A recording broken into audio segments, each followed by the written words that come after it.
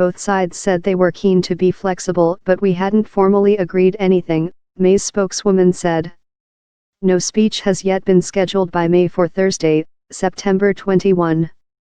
However, EU officials now expect her to make a keynote speech on that date and believe she may use it to outline the kind of transition arrangements Britain wants once it leaves the Union in March 2019 and before a long-term treaty setting out a free trade pact can be fully negotiated and implemented. EU chief negotiator Michel Barnier has, like his counterpart British Brexit Minister David Davis, played down the significance of the precise timing of talks in Brussels. Rather, some EU officials expect May to speak in more detail on September 21 of the transition.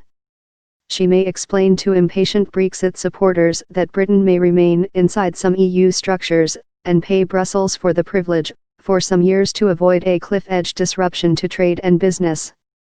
Such a policy statement by May, whose divided ministers have lately spoken more unanimously in favor of such a transition, would not in itself mean a shift in the negotiating stance on divorce issues, such as expatriates' rights, how much Britain will pay on leaving or land border controls with Ireland.